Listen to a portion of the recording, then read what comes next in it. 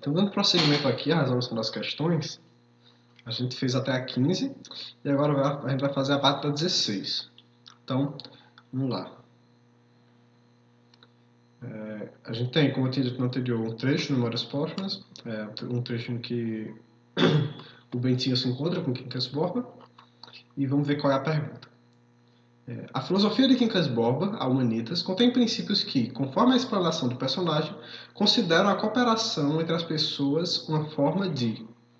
E aqui a gente vai ter as opções, mas antes de ver as opções, vamos tentar procurar no texto esse trecho aqui. O que é? Quais são os princípios? O que é que a Humanitas contém como princípios? O que é que ela considera a cooperação das pessoas? Então, vamos lá. Quincas Borbas mal podia encobrir a satisfação do triunfo. Tinha um asa de frango no prato e trincava com filosofia e serenidade. Eu fiz-lhe algumas objeções, mas tão frouxas que ele não gastou muito tempo em destruí-las. Para entender bem o meu sistema, concluiu ele, importa não esquecer nunca um princípio universal, repartido e resumido em cada homem. Olha, a guerra, que parece uma calamidade, é uma operação conveniente, como se disséssemos o estalar dos dedos de Humanitas.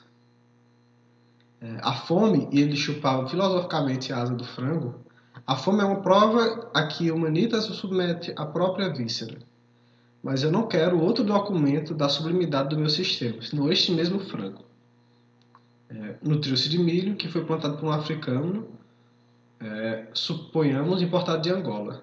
Nasceu esse africano, cresceu, foi vendido. Um navio construído de madeira cortada no mato por 10 ou 12 homens, levado por velas que 8 ou 10 homens teceram, sem contar a cordoalha e outras partes do aparelho náutico. Assim, este frango, que eu almocei agora mesmo, é o resultado de uma multidão de esforços e lutas, executados com o único fim de dar mate ao meu apetite. Então, vamos aqui para a resolução das questões. Então, a filosofia de Quincas Borbas contém princípios que, conforme a exploração do personagem, consideram a cooperação entre as pessoas uma forma de... Então, vamos lá, letra A. Lutar pelo bem da coletividade. A gente não é da coletividade. Pelo contrário, o bem da coletividade é substituído aqui por uma noção individual até. É o meu apetite que tem que ser saciado.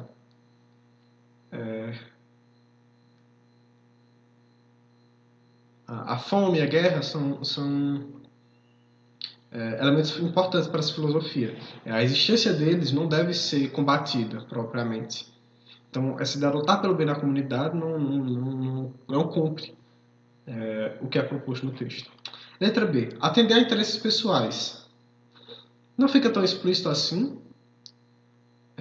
mas pela essa descrição seguinte, dá a entender sim que existe uma ideia de pensar em si mesmo, pensar nos seus interesses pessoais. Se a gente vê o uso da palavra conveniente, existe uma conveniência na guerra. A guerra ela é um meio de adquirir riquezas, de adquirir bens materiais, de conquistar terras. Então, a fome ela é uma ferramenta para essa separação dos homens, para atender a bens pessoais. Então, você faz, pensando aqui, extrapolando o texto, você faz o escravo passar fome, você faz o preto passar fome, para que ele trabalhe por um preço menor e por isso você obtenha mais lucro. Então, a letra B parece possível. Letra C, erradicar a desigualdade social. Não, é exatamente o oposto do que aparece no texto. Letra D, minimizar as diferenças individuais. De novo, a gente não tem essa ideia de igualdade.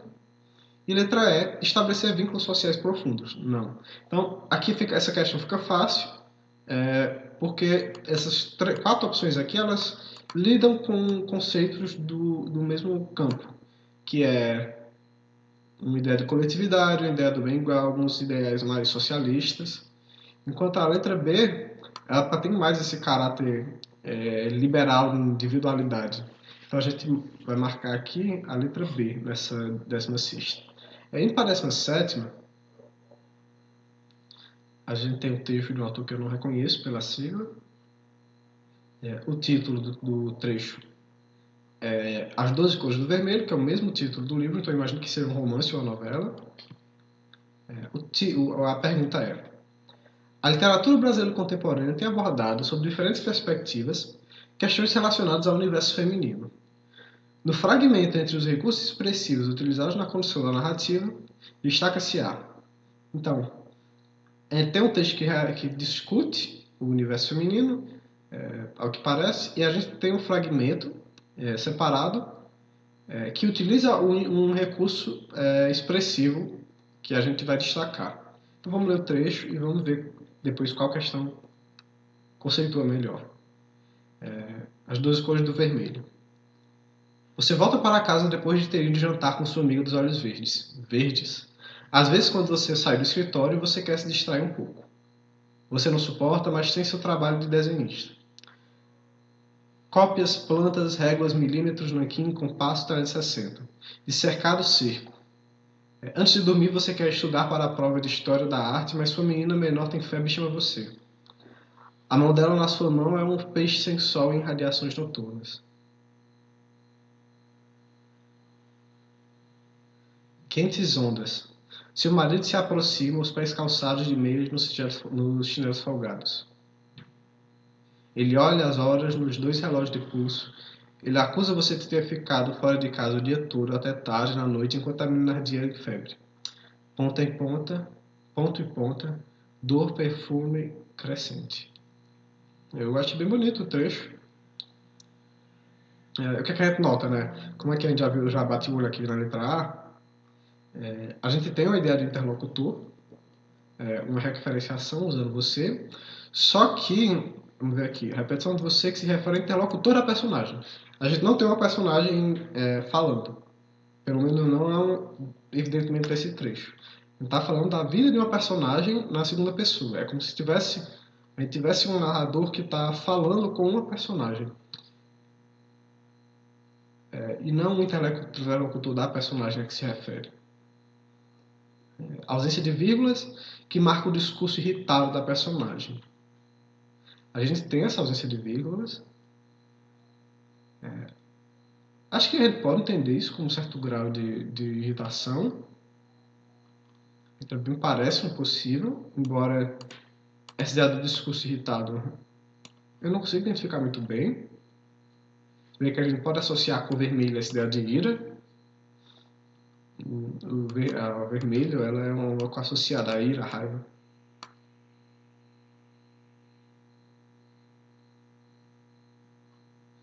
Então, a letra B fica como a primeira alternativa. A letra A a gente já dispersou. A letra C, descrição minuciosa do espaço de trabalho, que se opera da casa. Não. Pelo contrário, o espaço da casa é usado apenas palavras genéricas, provavelmente coisas que têm a ver com o ambiente de trabalho. Não é uma descrição minuciosa, cuidadosa. Letra D, autoironia, que ameniza o sentimento de opressão da personagem. Essa me aparece como uma opção entre a B e a D, até por enquanto. Ele tem um elemento irônico aqui. Mas eu ainda acho que a ideia do discurso irritado era mais certa. Letra E, a ausência de metáforas, que é responsável pela objetividade do texto. A gente tem uma metáfora gigantesca aqui nesse trecho, que eu parei até para ler de novo, porque eu achei ele bonito. A mão dela, né, a mão da filha, na sua mão é um peixe sem sol em radiações noturnas. Isso é uma metáfora bem clara. Então a gente tira a C e a E. Desculpa, a C e a E. Fica entre a D e a B. A ausência de vírgulas era mais marcada. Então entre a ausência de vírgula e a autoironia eu marcaria a ausência de vírgula. Eu não vejo uma amenização do sofrimento. Eu vejo mais a ideia do discurso irritado. Então para 17 eu marcaria a B. Então para 18. Eu tenho um quadro, Taceiro do Amaral. Ele tem uma vilazinha, né, pequena, com uma planta, um coqueiro aqui embaixo. Ali outra planta aqui também pode ser um coqueiro, mas eu não estou identificando muito bem pela fruta. Aí tem um rio, com várias plantas nele, um varal, com cupa estendida. Então, aqui, como a gente já viu aqui logo no início do trecho. O modernismo brasileiro teve influência das vanguardas europeias. A partir da Semana de Arte Moderna, esses conceitos passaram a fazer parte da arte brasileira definitivamente. Tomando como referência o quadro O Mamoeiro, identifica-se que, nas artes plásticas, Então vamos lá. A gente tem que ver o aspecto que aparece no modernismo e um aspecto que a gente identifica no quadro. E já que ele está servindo como referência. O mamoeiro, então a gente tem um pé de mamão aqui. Agora que eu me liguei. Então qual seria o pé de mamão? Talvez esse aqui, me parece. Enfim. Letra A. Imagem passa a valer mais que as formas vanguardistas. Não vejo uma imagem passando por cima da vanguarda. A ideia de vanguarda é exatamente isso, é você ter um uso artístico, um uso conceitual, um forte estilo que afeta a sua percepção do quadro. Letra B, forma estética em linhas retas e valoriza o cotidiano. A gente tem formas retas, a gente vê, por exemplo, que são pequenos traços que separam um do outro. Olha esse poste, por exemplo, o telhado da casa. Eu devo dizer que esse é um dos meus pontos fracos. Eu tenho pouca leitura de artes plásticas. Valoriza o cotidiano, a gente vê um quadro que valoriza o cotidiano, e a gente vê algumas leituras literárias que valorizam o cotidiano no modernismo. Então vamos deixar isso como uma opção. Letra C, natureza passa a ser admirada como espaço utópico. A gente vê isso mais no romantismo, não é um traço modernista. E a gente vê aqui que também não tem uma natureza utópica, é uma natureza bem cotidiana mesmo. Letra D, a imagem privilegia uma ação moderna industrializada. A gente não tem nenhuma marca de industrialização aqui. A gente tem esse poste que é único e nem os fios dele aparecem. A gente não tem nem como ter certeza absoluta que é um poste. A letra E, a forma apresenta contornos e detalhes humanos. Não, a gente veria isso talvez no barroco, no classicismo, mas aqui não. A gente vê por eliminação mais do que por saber a resposta, né? Como eu falei, eu tenho pouca leitura de arte, sobre artes plásticas, mesmo no modernismo, que é um período que eu gosto. Então eu marcaria a letra B nessa aqui. Então vamos para a próxima. A gente tem um do Jorge Amado, Capitão de Areia, do Trevisan, que eu não estou lembrando pelo nome dele. Então vamos lá, são dois textos.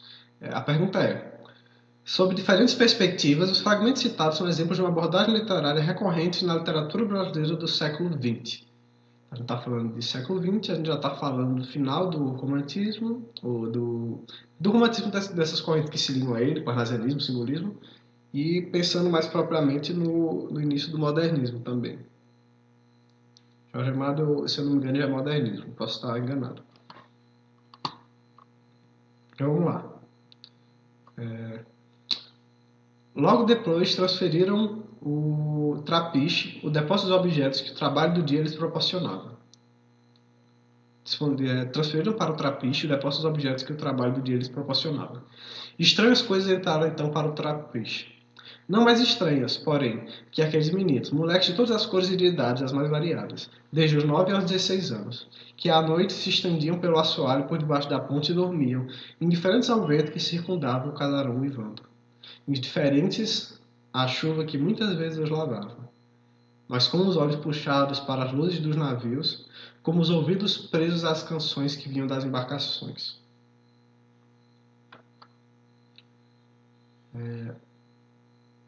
À margem esquerda do rio Belém, nos fundos do mercado do peixe, ergue-se o velho engazeiro.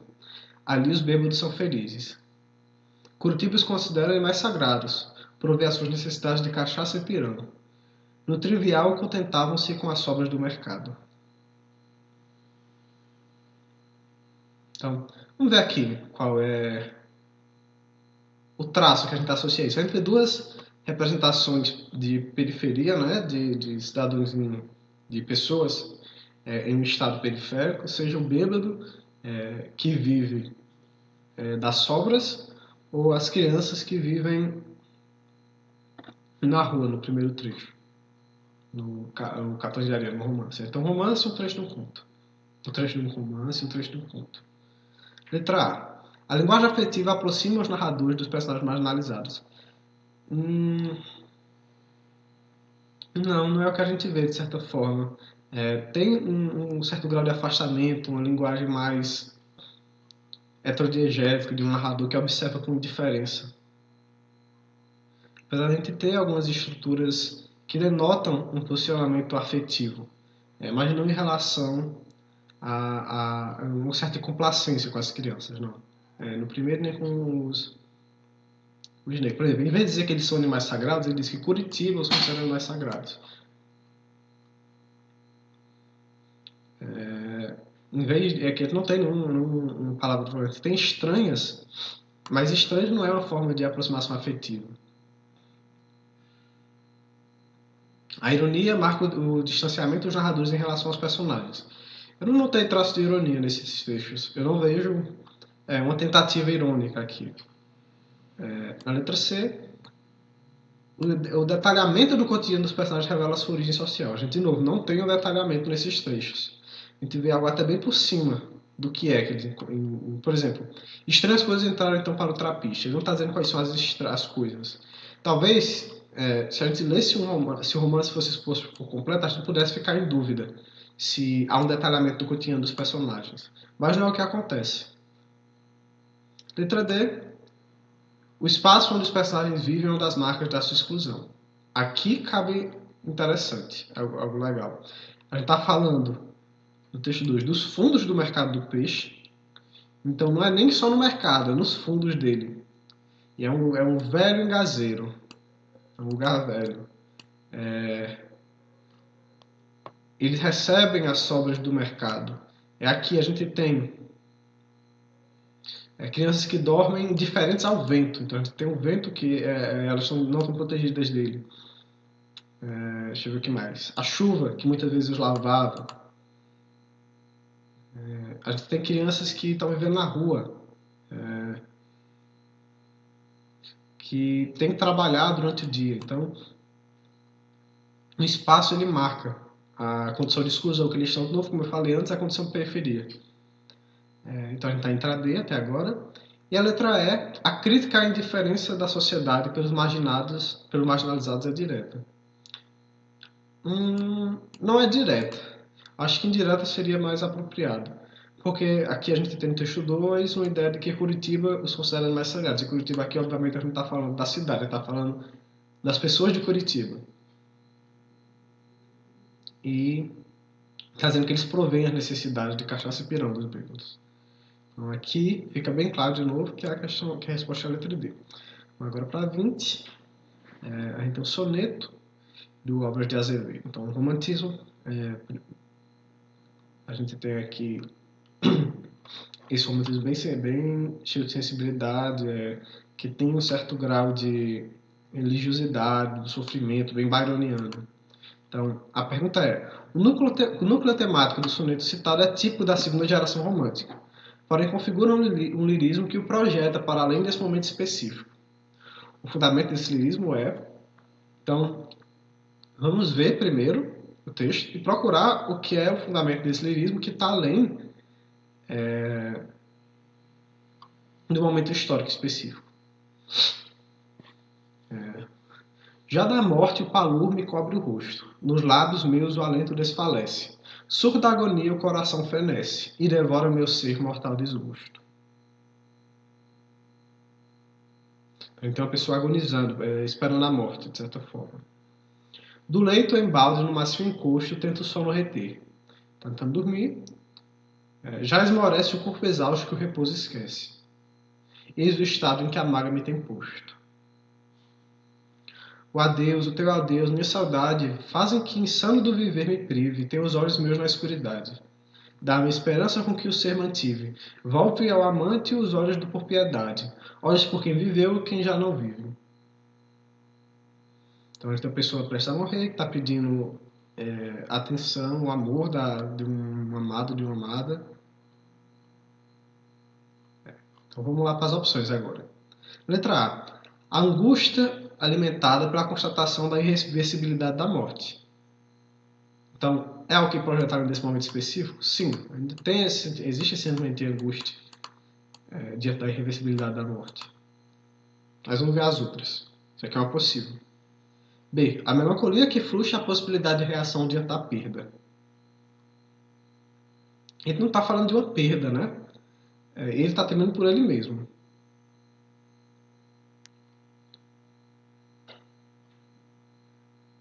Não está falando de uma perda, até aqui. Letra C. O descontrole das emoções provocado pela autopiedade. Ele tem um certo descontrole das ações, mas eu não vejo ele pela a autopiedade, pelo menos não especificamente. Mas eu deixaria como possibilidade. Eu vejo, aqui talvez seja eu entrando na análise do texto. Eu vejo um certo grau de autopiedade nos textos do romantismo da segunda geração. Principalmente nos de Álvaro de Azevedo, principalmente. De você usar a morte não só como um tema próprio, não é um sincero medo pela morte, mas em certo grau, talvez não no Álvares de Azevedo, mas nas gerações de hoje em dia que tentam imitar. Na nossa contemporaneidade aqui da segunda metade para frente do século XX, que tentam imitar essa poesia romântica da segunda geração.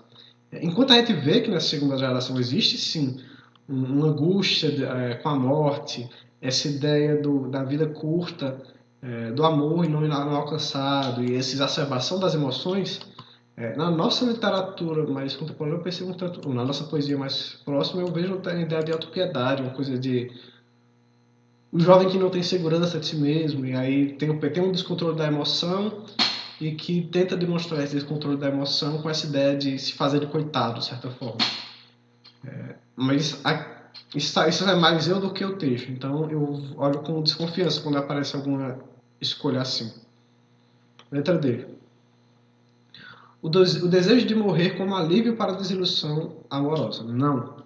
Aqui a gente não está vendo o desejo de morrer, pelo contrário, uma angústia, um medo. Então, a letra D é a mais certa de não ser. A letra B também é bem certa de não ser, eu ficaria entre A e a C. E a letra E, o gosto pela escuridão como solução para o sofrimento. Isso é uma tendência que eu vejo, de certa forma, na poesia romântica, mas não é o que está expresso nesse texto.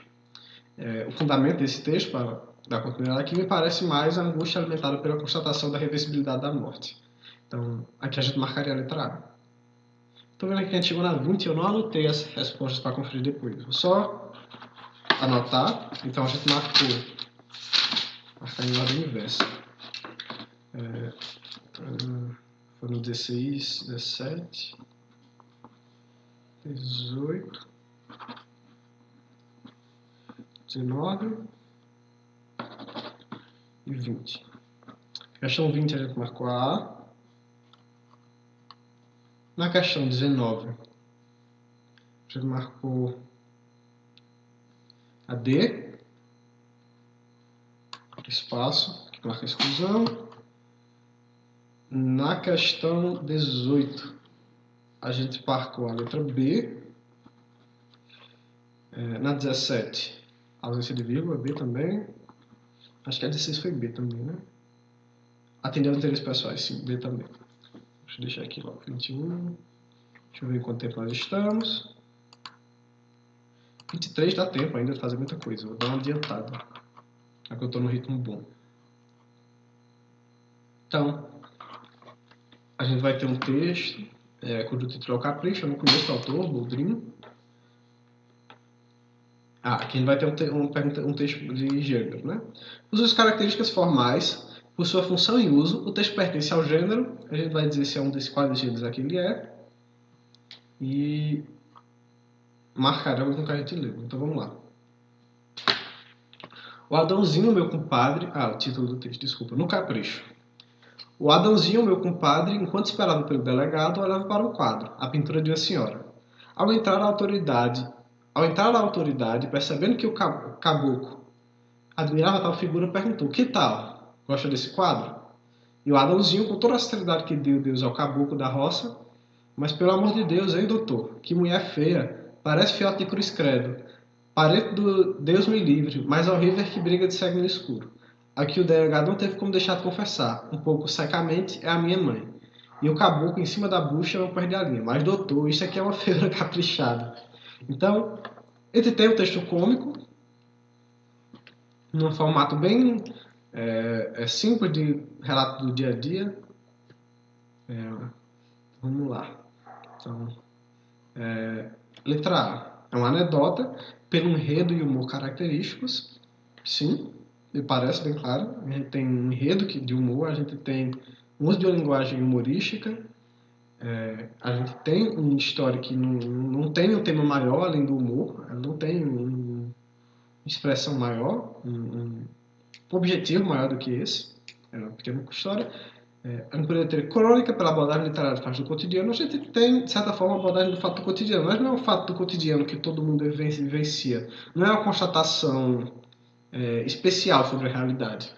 É, de novo, uma pequena historinha, uma pequena piada, talvez. Então, está mais próximo da anedota. Não é um depoimento, porque não está falando de experiências pessoais, a gente não está vendo a pessoa em primeira pessoa contando. Um depoimento de uma história própria, embora a gente tenha uma pessoa que esteja falando da história de um compadre dele. Na letra D, um relato, a gente não tem uma descrição minuciosa. Reportagem pelo registro impessoal de situações reais. A gente não tem um registro impessoal. A gente tem, pelo contrário, várias adjetivações. O que o advogado não teve como deixar de confessar. Então, isso aqui não é uma marca de pessoalidade. Então aqui fica bem claro nessa questão que é a letra A. Poderia haver uma confusão entre crônica e anedota, porque tem um caráter de cotidiano aqui.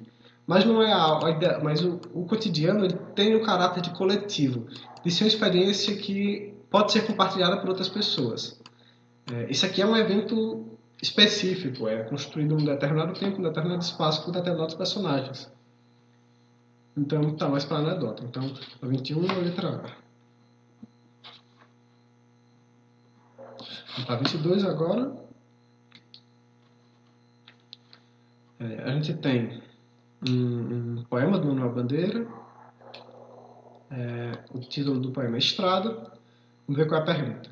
A lírica de Manuel Bandeira é pautada na apreensão de significados profundos a partir de elementos do cotidiano. No poema Estrada, o lirismo presente no contraste entre campo e cidade aponta para... Então vamos ver, vamos procurar a relação entre campo e cidade nesse poema.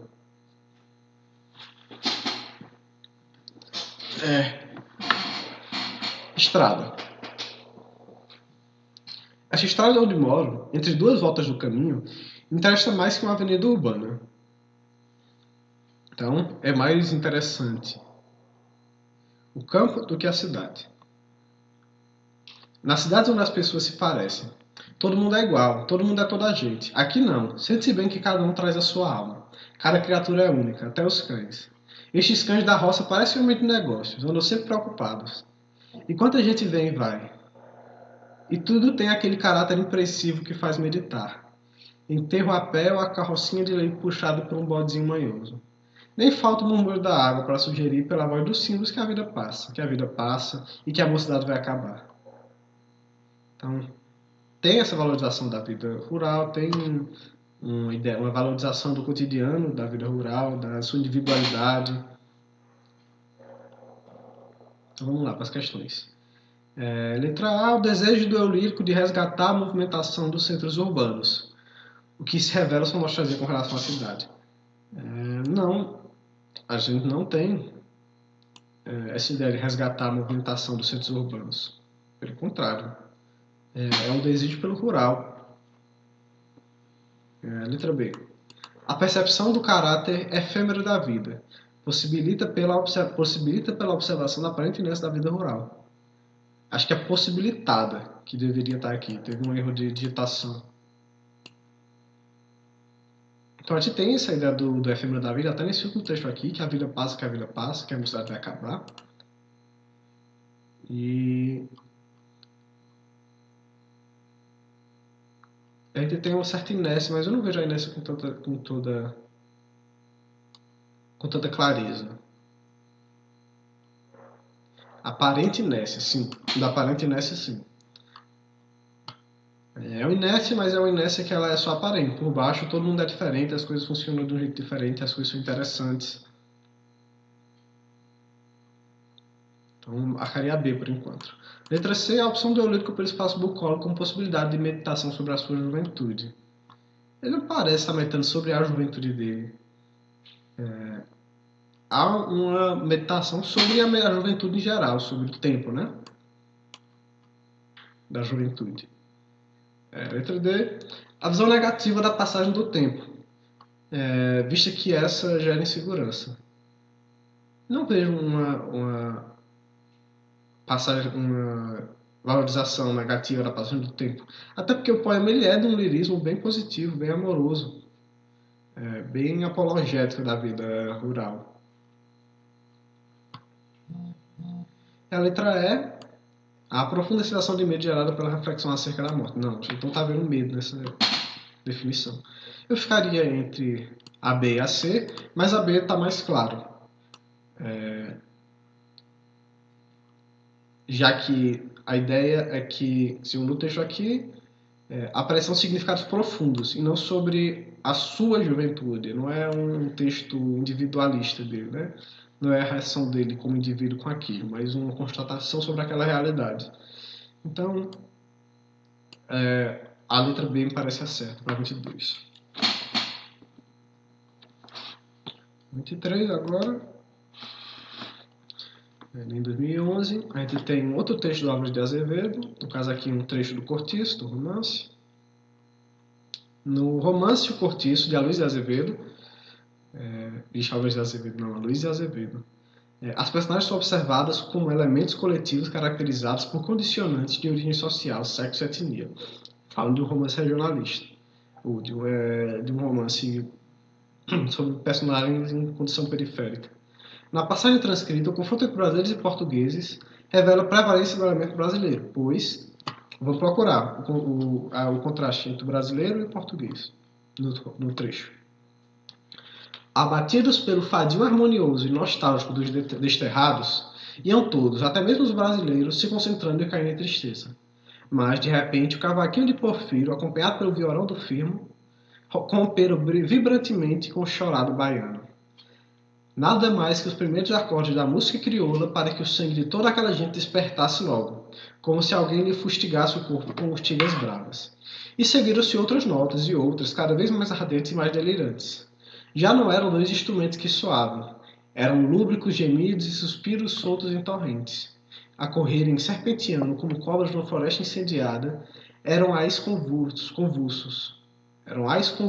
chorados em frenesi de amor.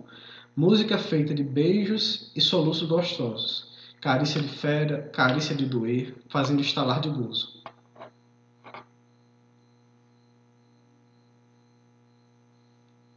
Então, eu não vi nenhuma menção aos portugueses, apesar de que a gente pode entender nesse contexto de até mesmo os brasileiros, então que existem alguém que não são os brasileiros aqui nesse trecho. Então vamos ver qual é esse trecho aqui que associa essa música e a relação desses brasileiros com a música, né? Na passagem descrita, o confronto entre brasileiros e portugueses revela a predominância do elemento brasileiro, pois letra A. Destaca o nome de personagens brasileiros e omite o de personagens portugueses. Então não tem nenhum nome mencionado aqui. Então essa alternativa aqui a gente já descarta. Letra B. Exalta a força do cenário natural brasileiro e considera o do português inexpressivo. A gente não vê nenhuma constatação sobre o cenário português e a gente não vê uma exaltação do natural, mas sim do cultural. Letra C. Mostra o poder envolvente da música brasileira, que cala o fado português. O primeiro trecho, para mim, está bem na cara de estar correto. E por isso essa me parece a questão certa. Mas, se a gente não tivesse lido, se esse fosse o livro todo, eu ficaria em conflito com essa última parte, já que aqui a gente não tem menção do português, menção explícita. Tem uma menção implícita que a gente só vai se conectar ao português porque a gente, ou pensando no contexto histórico do Brasil do final do século XIX, ou pensando na questão. E não tem especificamente esse fado português sendo calado no texto, embora mostre o poder envolvente da música brasileira. Então vamos deixar a letra C aqui separada, como é mais provável. Letra D. Destaca o sentimentalismo brasileiro, contrário à tristeza dos portugueses. Não, a gente vê a tristeza também nos brasileiros. A tristeza ela muda depois da música. E o sentimentalismo, ele não retira a tristeza. O sentimentalismo não exclui a tristeza. Letra E, atribuir aos brasileiros uma habilidade maior com instrumentos musicais. Não é a questão da habilidade, é a questão da música, do gênero, da forma como essa música se relaciona com as sensações daquela situação. Então eu marcaria a letra C, poder envolvente da música. Vamos para 24 agora.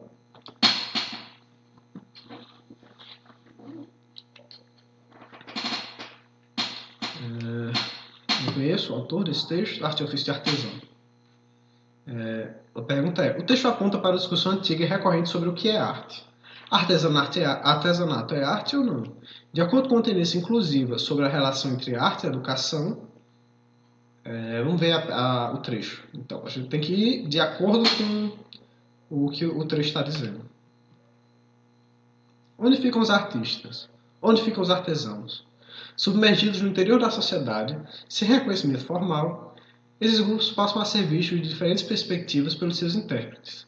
A maioria das vezes, engajados em discussões que se polarizam entre artesanato, cultura erudita e cultura popular. Então aqui a gente não tem uma constatação sobre se artesanato é ou não é arte. Então, para saber isso, a gente vai tentar procurar na pergunta, já que o texto não resolve a questão. O texto aponta para uma discussão antiga e recorrente sobre o que é arte. Artesanato é arte ou não? De acordo com a tendência inclusiva, a gente está vendo inclusive, então se a gente está falando de inclusive e perguntando se é ou não se presume que a gente vai falar que é. Então a gente vai procurar uma positiva para isso. Vamos ver na estrutura aqui se há opções que são bem distantes, que não fazem sentido. A gente também tem que ver que essa tem que ser faça uma relação entre arte e educação na questão, na opção. Então vamos lá. Letra A. O artesanato é algo do passado e tem sua sobrevivência fadada à extinção por se tratar de trabalho estático produzido por poucos. Claramente essa é uma constatação que não vai de acordo com a ideia de um texto que pensa positivamente o artesanato. O artesanato não é algo do passado, ele é bem presente. Não é à toa que a gente tem vários móveis e uma tendência uma moda de comprar e ter esses móveis estéticos novos. Mesmo o texto sendo 2010, isso é algo que a gente já se percebe há muito tempo. Letra B. Os artistas populares não têm capacidade de pensar e conceber arte intelectual, visto que muitos deles sequer dominam a leitura. É completamente aberrante essa questão. Ela é completamente falsa e jamais você pensaria que uma pessoa com mínimo de educação e inteligência marcaria uma opção assim. Porque, assim, conceberia, aceitaria uma opção assim. Letra C. O artista popular e o artesão, portador de saber cultural, tem a capacidade de exprimir em seus trabalhos determinada formação cultural. Pensando em inclusão, pensando em educação, a letra C é bem certa. A gente sabe que os artistas populares eles são dotados de saber cultural. E a artista popular aqui está incluindo o artesão. Eles têm a capacidade de exprimir sua formação cultural. É só a gente pensar aqui na nossa região os vários casos que tem. A gente o Mestre Nosa, a gente vai ter várias produções que elas denotam uma tradição cultural, denotam um pensamento intelectual de sociedade, de religião, de história. Então a letra C ela está bem certinha no que está sendo perguntado. A letra B, D, os artistas populares produzem suas obras pautadas em normas técnicas e educacionais rígidas, aprendidas em escolas preparatórias. Um dos caracteres que a gente anota na arte popular é que ela não é institucionalizada. Então, a gente não tem uma escola de arte popular. A gente até tem cursos, mini cursos, e assim, mas uma formação técnica rígida, não. Então a letra D sai facilmente também. E a letra E, o artesanato tem seu sentido limitado à região em que está inserido como produção particular, sem expansão de seu caráter cultural. De forma alguma, de novo não, a gente tem uma produção brasileira que é consumida na Europa. A gente tem as mais diversas produções nossas são consumidas no mundo todo. E da mesma forma a gente consome muita cultura popular europeia e estadunidense aqui no Brasil. A gente marca C, então. Eles têm a capacidade de exprimir seus trabalhos em determinada formação cultural. E aí, de novo, sem pensar nesses conhecimentos sobre literatura, sobre cultura popular, se a gente for pensar no texto, quando eu falei inclusiva, arte e educação. Técnicas rígidas são inclusivas? Não. Sentido limitado. Uma região tem um caráter de inclusão? Não, de exclusão. Letra A. O artesanato como sendo algo do passado, fala da extinção. É inclusivo? Não. E letra B, ele não tem capacidade de pensar e conceber arte intelectual. Então, não, de novo, não. A gente tem todas as constatações, com exceção da C, que é a correta, são o completo oposto, são exclusivas. Então, a gente marca aqui na letra 24 a letra C. Vamos para 25 agora. E tem o texto do Fernando Veríssimo. Vamos lá. O setor médio é o título. E a gente tem que reconhecer no poema a presença de posições críticas ao onde? O que é? Qual é a posição crítica? Então vamos ver. Setor médio. Vamos juntar nossas rendas e expectativas de vida, querida. O que me dizes? Ter 2, 3 filhos e ser meio felizes. Olha a coletânea. O nome da coletânea. Das poesias. Poesia numa hora dessas. Então a gente presume que poesia é algo de lazer, é algo de prazer, e uma hora dessas pensa num momento de crise, num momento de tristeza, de dificuldade. Então vamos tentar associar isso com a ideia do sedutor médio, a ideia do homem médio, né? A gente pode pensar numa classe média. Vamos juntar nossas rendas e expectativas de vidas, querida. O que me dizes? Ter 2, 3 filhos e ser meio felizes. Então, vamos agora olhar as alternativas. Letra A. Lembrando, reconhecia a presença de posições críticas. Nos 3 primeiros versos, em que juntar expectativas de vida significa que, juntos, os dois cônjuges poderão viver mais, o que faz do casamento uma convenção benéfica. Não me parece isso. A ideia de juntar renda também junta os gastos. E juntar expectativas de vida quer dizer viver juntos, de certa forma. Passar o resto da vida, o resto da expectativa que eles têm juntos. Letra B. Na mensagem vinculada pelo poema, em que os valores da sociedade são ironizados, o que é acentuado pelo uso do adjetivo médio no título e do advérbio médio no verso final. Tem uma certa ironia dos valores da sociedade, na ideia que os valores da sociedade são renda, expectativa de vida e o número de filhos, e que fazendo essas coisas você vai ser meio feliz, né? Uma felicidade não é completa. Então a letra B parece como uma opção, mas vamos ver as outras. No verso, e ser meio feliz, em que meio é sinônimo de metade, ou seja, no casamento apenas um dos pontos se sentiria realizado. Não, a ideia aqui é de junção, não de separação, de certa forma, não de divisão. A letra D, nos 2 primeiros versos, em que juntar rendas indica que o sujeito poético passa por dificuldades financeiras e almeja o rendimento da mulher. Não fica claro isso também. A ideia de juntar rendas, expectativas de vida, não deixa claro que ele está passando por situação adversa. Apesar de que poderia ser uma interpretação. Letra E, no título em que o adjetivo médio qualifica o sujeito poético como desinteressante ao sexo oposto e inábil em termos de conquista amorosa. Essa letra E é aberrante. Ele não tem nenhuma referência quanto a ele ser um homem médio, quanto a ele ser desinteressante. E sim sobre quais são os valores médios da nossa sociedade, quais são os valores padrões, né? Então a letra C me parece como a mais próxima, apesar de eu também não achar ela completamente fechada. Letra C não, desculpa. A letra B. A ideia da ironia. Então, 25, letra B.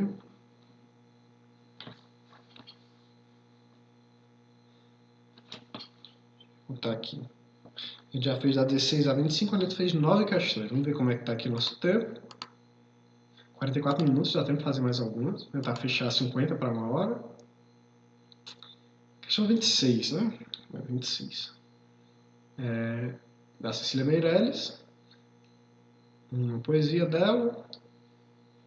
O fragmento transcrito foi do Romanceiro da Inconfidência, de Cecília Meirelles. Aquele mesmo texto que a gente estava vendo anteriormente. Sobre a Inconfidência Mineira. Centralizado no episódio histórico da Confidência Mineira, a obra, no entanto, elabora uma reflexão mais ampla sobre a seguinte relação entre o homem e a linguagem. Então, vamos ler o poema. Ai, palavras, que estranha potência a vossa. Todo o sentido da vida principia à vossa porta. O mel do amor cristaliza, seu perfume é vossa rosa. Sois o sonho e sois a audácia, calúnia, fúria, derrota. A liberdade das almas, com letras se elabora. E dos venenos humanos sois a mais fina retorta. Frágil, frágil, como o vidro e mais que o aço poderosa. Reis, impérios, povos, tempos, pelo vosso impulso rodam. Então, a gente está fazendo discussão sobre a relação entre homem e linguagem. E vamos ver qual é o trecho aqui que especifica qual é essa relação.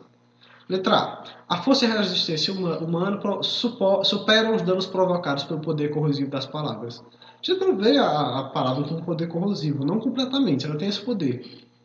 Ela é mais que o aço poderosa. Mas ela também é o meio de elaboração da liberdade, é o meio pelo qual o amor se concretiza. E é perfumado, né? E é incrementado.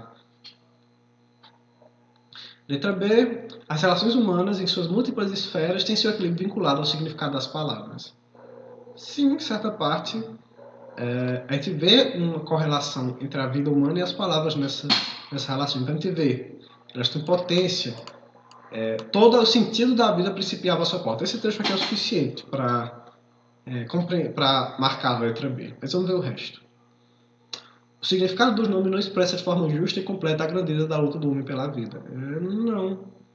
Isso aqui é uma concepção que a gente pode entender. A gente pode até pensar ela no romantismo, né? Como uma concepção romântica, que a palavra é incapaz de alcançar a realidade, a grandeza da vida humana, e por isso ela tem que ser tão contorcida sentimentalmente, de certa forma, tão estilizada. Mas não para esse texto da Cecília Meirelles. Letra D. Renovando o significado das palavras, o tempo permite às gerações perpetuar seus valores e suas crenças. A gente não vê a ideia do tempo bem marcada aqui. Pelo menos não como a relação direta entre tempo e palavra. Ela aparece nos últimos versos, mas não. E ela não é renovada, ela permanece, ela acompanha. Ela não descartaria também. Letra E como produto da criatividade humana. A linguagem tem como produto da criatividade humana, a linguagem tem seu alcance limitado pelas intenções e gestos. Também esse aqui eu vejo com uma perspectiva mais racional, mas não se encaixa com o texto com o poema. A ideia do poema é mais essa de que existe um equilíbrio vinculado entre as palavras e a vida, como se elas fossem correlatas, elas dependessem uma da outra e que de fato elas dependem. Então vou marcar aqui para essa questão a letra B. Agora para 27, né? A gente tem um texto de aluno do ensino fundamental, parece um aluno do EJA, né, para a idade, um aluno mais velho. Está em sigla o nome dela para não ser identificado, né? Já que parece que faz parte de um projeto da universidade, da UFG, da Universidade Federal de Goiás. Então vamos lá. Um aspecto da composição estrutural que caracteriza o relato pessoal de APS como modalidade falada da língua é... Então vamos ver aqui qual é o aspecto da composição, né, da estrutura formal dessa obra que aproxima da língua que ela fala. Então vamos lá. Eu gosto muito de passear, sair com as minhas colegas, brincar na porta de casa de vôlei, andar de patins, bicicleta. Quando eu levava um tombo ou outro, eu era a palhaça da turma. Risos. Eu acho que foi uma das fases mais, assim, gostosas da minha vida. Foi essa fase de 15, dos meus 13 aos 16 anos. Então, a ideia de uma modalidade falar da língua, por essa referência entre parênteses a risos, e por esse espaço, entre 3 pontos, me parece que é uma pessoa transcrevendo uma gravação, uma conversa, né? Vamos lá. Letra A. Predominância da linguagem informal entrecortada por pausas. Essa ideia de linguagem informal, para mim, ela é um pouco complicada, mas sim, é uma linguagem formal. Não é uma pensando em contraposição, é uma linguagem formal, assim, da norma padrão, né? Norma culta. E a gente tem as pausas, né? Que marcam esses tempos da fala, um tempo para você pensar, um tempo para você corrigir o que você fez, o tempo que você está fazendo outra coisa enquanto está conversando. Então as pausas elas marcam bem o discurso oral. Letra B, vocabulário regional, desconhecido e outras variedades do português. Não diria isso. Eu não vejo aqui nenhum vocábulo regional. O que eu vejo são usos informais mesmo de linguagem, no dia a dia, do jeito que você fala, da entonação, né? Não tem um vocabulário, né? Um vocábulo, palavras de outro... por exemplo, não tem palavras do nosso vocabulário cearense, do baiano, do paulista. Letra C, realização do plural conforme as regras da tradução gramatical. Se a gente está falando de modalidade falada, a gente não pensa em tradução gramatical, a não ser que a gente esteja falando de uma modalidade falada de um gênero culto, tipo um pronunciamento, assim bem que hoje em dia nem sei se esse exemplo funciona mais, mas tem um discurso de uma palestra, um seminário, de um juiz, de alguém, de uma pessoa que está numa posição que requer um certo nível de formalidade. Então você tem que seguir, você segue a tradução gramatical. Não é o caso dessa opção. Essa modalidade falada da língua aqui, ela é vista bem mais com um uso do dia a dia, um uso informal mesmo, um uso coloquial. Letra D. Ausência de elementos promotores de coesão entre os efeitos narrados. A gente não tem essa ausência. A gente tem o quando, por exemplo, que é um evento de conexão. Deixa eu ver. Tem o pronome demonstrativo, esse, do feminino para essa. A gente tem aqui, nessa pausa, a ideia de um vírgula, né? Eu gostava de passear, sair com meus colegas, brincar com andar de patins, bicicleta. Aí, ponto. Quando eu levava um tombo ou outro, vírgula. Eu era a palhaça da turma, vírgula. Eu acho que foi uma das... Ponto. Eu acho que foi uma das fases mais, assim, gostosas da minha vida. Dá pra gente reorganizar isso aqui com a vírgula e a pontuação bem direitinho. Porque apesar desses elementos eles não estarem aparecendo no texto, a gente usa eles o tempo todo na nossa linguagem oral. Eles não são elementos que existem só na linguagem escrita. A gente usa eles para organizar a nossa fala. O estudo gramático ele não se limita o estudo gramático ele não se limita ao texto escrito. A gente usa essas ferramentas na nossa fala. Usando nossas pausas, nossas entonações, nossas remissões, os espaços que a gente deixa para uma pessoa entrar. Então, você espera que a pessoa não vai interromper você antes de você terminar de completar um período. Apesar da realidade ser diferente, mas é um dos meios que a gente tem para a nossa comunicação. Pronto. Então, para a gente fica mais... A mais certa aqui é a letra A. A respeito do... Pelo menos a linguagem formal é cortada por pausas. Tive que dar uma pausa para resolver o negócio aqui, por isso que teve esse corte no vídeo. Então, certo, vamos agora para 28. A gente tem um texto sobre cordel, de Selma, a gente tem um texto sobre Cariri. Vamos ver qual é a pergunta aqui. A estratégia gráfica constituída pela união entre as técnicas da impressão manual e da confecção da xilografura na produção dos folhetos de cordel, então a gente vai ter um texto sobre o processo de confecção da xilogravura. E vamos ver aqui quais são... Do texto a gente vai procurar qual é o resultado dessa união entre da impressão manual e da confecção da xilografura. Cordel resiste à tecnologia gráfica. O Cariri mantém uma das mais ricas tradições da cultura popular. É a literatura de cordel, que atravessa o século sem ser destruída pela avalanche de modernidade que invade o sertão lírico e telúrico. Na contramão do progresso, acho o uso dessa palavra do progresso nesse sentido horrível, mas tá aí, né? Texto de Visselma, nosso radialista, ao que parece. Que informatizou a indústria gráfica, a Liga Nordestina de Juazeiro do Norte e a Academia de Cordelistas do Crato conservam em suas oficinas velhas máquinas para a impressão de seus cordéis. A chapa para a impressão do cordel é feita à mão, letra por letra, um trabalho artesanal que dura cerca de 1 hora para a confecção de uma página. Em seguida, a chapa é levada para a impressora, também manual para imprimir. A manutenção desse sistema antigo de impressão faz parte da filosofia do trabalho. A outra etapa é a confecção da xilogravura para a capa do cordel. A ideia de filosofia do trabalho inclui, no significado da obra, a ideologia por trás do trabalho com xilogravura, o uso dessas ferramentas manuais e com material artesanal antigo. Outro parágrafo, as xilografuras são ilustrações populares obtidas por gravuras talhadas em madeira.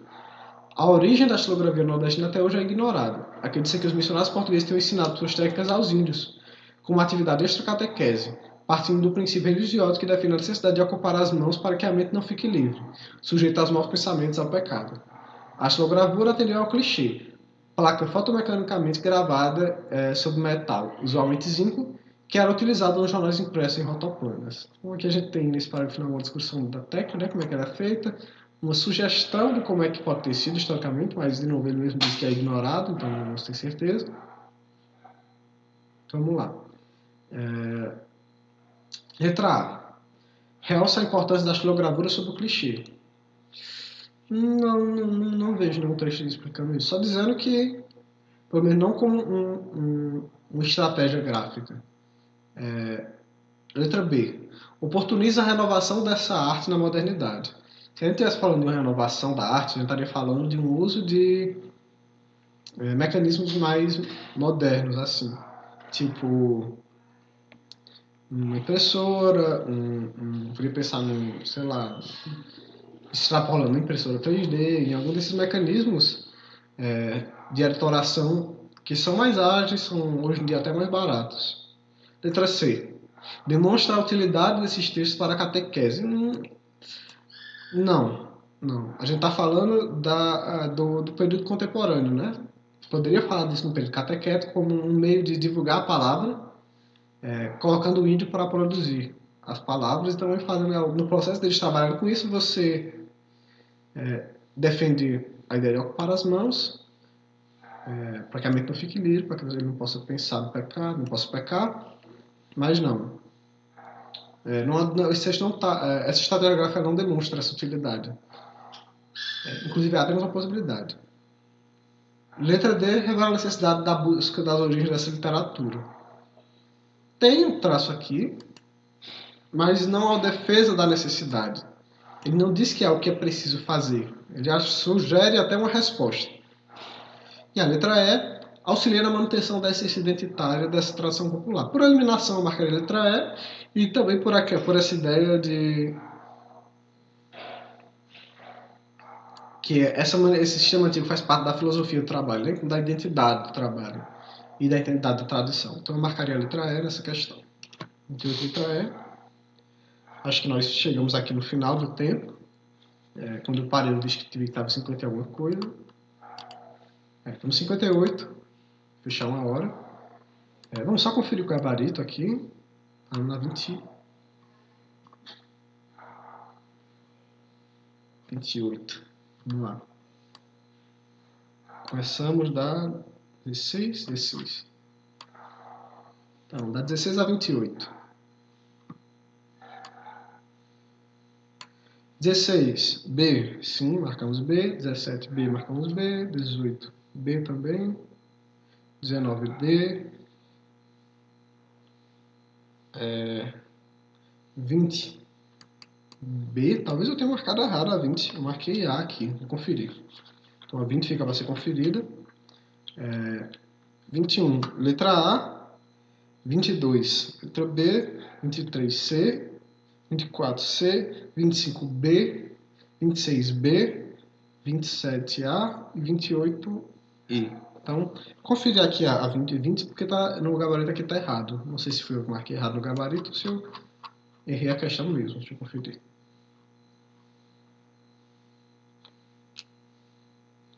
Eu marquei a letra A.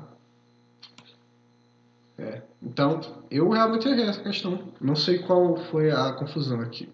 A angústia alimentada pela constatação da irreversibilidade da morte. Se parar para pensar em melancolia, que frustra a possibilidade de reassumir a perda, Surda agonia, o coração fenece, demora meu ser, mortal desgosto. Do leito ao embalo, então ele está tentando reter o sonho. Ele está tentando não dormir. Mas o corpo exausto do repouso esquece, faz ele esmorecer, faz ele cair. A resposta certa dessa 20 é a B. Eu fiz errado a questão. Então, fica aqui a correção, que a 20 é a letra B.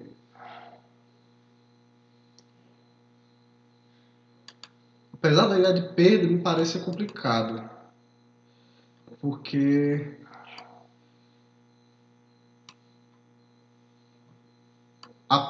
a ideia de perda me dá uma coisa de exterior, de perder algo que não é dele, não da morte em si.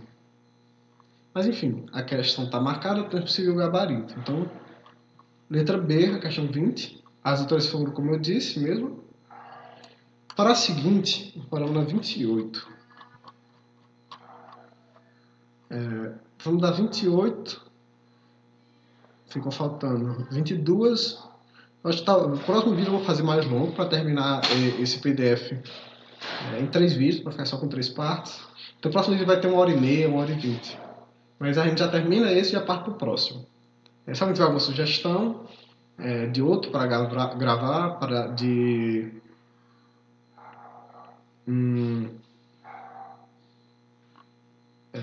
algumas questões que não ser resolvidas, alguma questão que você viu na internet, viu num curso, viu em sala de aula que você quer que eu resolva, pode mandar por e-mail, pode mandar por telefone, pode colocar nos comentários, seja onde for, eu vou ver e vou adicionar as perguntas a serem resolvidas aqui. Então, é isso. Até a próxima.